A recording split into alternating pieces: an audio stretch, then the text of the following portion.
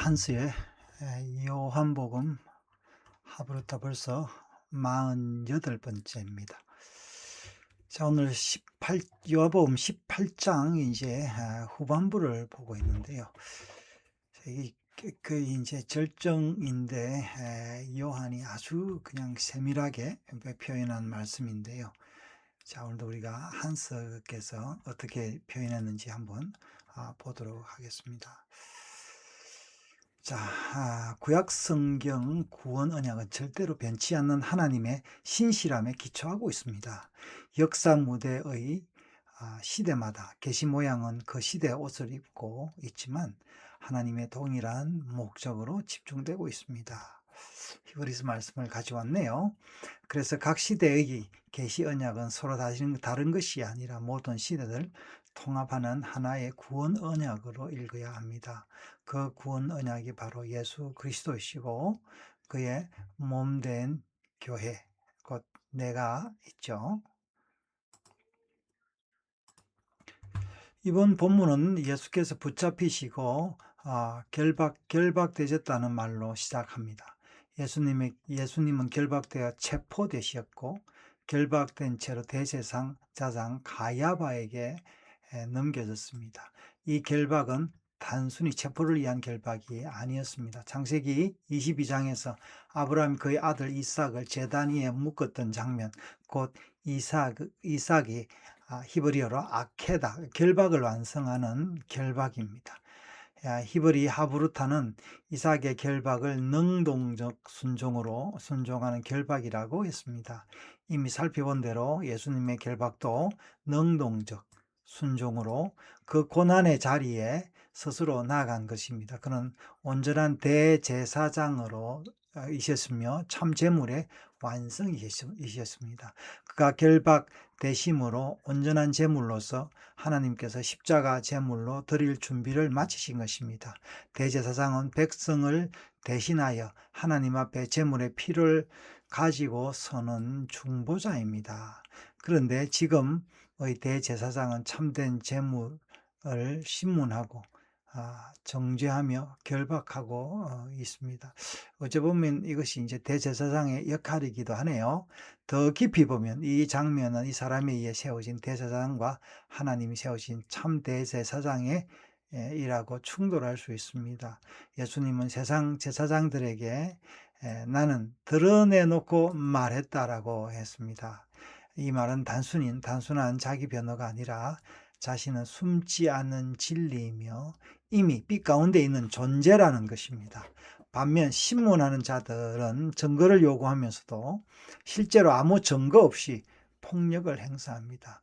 누가 묶여 있는 것인가? 겉으로는 예수님이 묶여 있지만 실제로는 그들이 두려움과 체제와 죄에 묶여 있습니다. 사람들은 이제 자유보다는 이 묶여 있는 걸 좋아하죠. 어떤 사람은 또 술에 묶여 있으려고 하고요. 예수님은 결박되었지만 자유로웠고 하나님의 권세로 계셨습니다. 이삭의 결박, 아케다는 질문을 남긴 사건이었습니다. 하나님이 친히 준비하셨다. 여호와 이레라는 말이죠. 그러나 그때는 순양이 대신 죽었습니다. 이삭의 결박 사건은 요한복음 18장에서 예수님이 결박당하심으로써 그 답이 시작되는 자리입니다. 결박된 예수님은 단순한 피해자가 아니라 하나님이 준비하신 제물입니다. 여호와 이레시오. 아들이 직접 그 자리에 서 있기 때문에 이제는 더 이상 다른 제물이 필요가 없습니다. 이삭은 제단에서 내려왔지만 예수님은 십자가 제단에서 내려오지 않았습니다.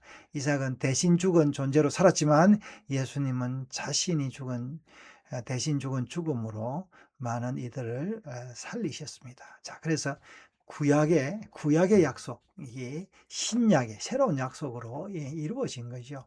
자, 이 장면과 교차하여 베드로의 이야기가 전개되는데 그는 대제사장의 뜰에 들어가 불을 쬐고 있었습니다. 자, 누가 이 성화를 그렸는데요. 자, 이게 굉장히 이제 아주 이 챗GPT가 이게 AI가 이제 그 사진을 가져와서 두 개를 이렇게 어디에서 찾아왔는데요. 아, 참 많은 생각을 하게 하는 이야기입니다. 자, 그러나 중요한 것은 불 자체가 아니라 그가 누구와 함께 서 있는가입니다. 베드로는 예수님과 함께 서 있지 않고 예수님이 신문하는 사람들과 함께 서 있었습니다. 이것이 그의 무너짐의 시작이었습니다. 같이 불 때 쬐던 사람들이 너도 그 제자가 아니냐라고 물을 때 베드로는 너 아니다라고 대답합니다.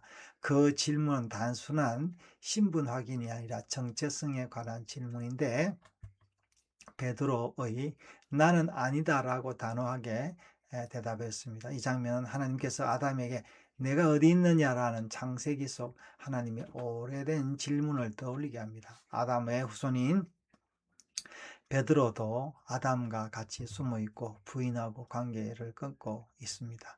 세 번 부인은 우연이나 실수가 아니라 히브리적 의미에서 완전한 부정이고 전련입니다. 아담처럼 두려움에 완전히 묶여 있는 것입니다. 베드로는 불 앞에서 자신이 안전한 보존을 위해 스승을 완전히 부인하고 관계를 끊었습니다. 그러나 은혜 안에서 회복이 준비되어 있습니다. 이번 본문은 매우 소란스럽습니다. 체포, 신문, 부인, 긴장 등 모든 것이 뒤섞여 있습니다. 그러나 그 밑에는 아주 조용하게 구원의 흐름도 도도하게 흐르고 있습니다. 우리가 소란해도요, 사실 우리 마음은 고요하죠. 우리가 어떻게 보면 내 마음이 시끄러워도 또 밖은 고요할 때가 있는데요. 자, 이런 대조적인 표현을 지난 시간에도 우리 한스께서 대조적인 표현을 많이 썼는데 오늘도 이삭과 그 예수님과 이런 여러 신약과 구약을 넘나들면서 대조하고 있네요. 결박, 넘어짐, 더뎌짐, 이루심. 이 흐름은 창세 이래로 멈추지 않으며 아무도 그것을 막을 수 없습니다. 결박된 아들은 패배자가 아니라 이미 더뎌진 재물이며 불 앞에 선 제자는 무너졌지만 그 무너짐조차 구원 언약 안에 있습니다. 이것이 은혜죠. 그리고 그 모든 중심에는 아케다, 이삭의 결박의 질문을 완성하시는 하나님의 아들이 서 계십니다. 놀라운 영감을 표현하고 있죠. 제가 이제 이번 주에 이 본문으로 설교를 하고 싶은 마음이 되네요. 좀 더 묵상을 했어요. 자, 오늘도 귀한 말씀 감사드립니다.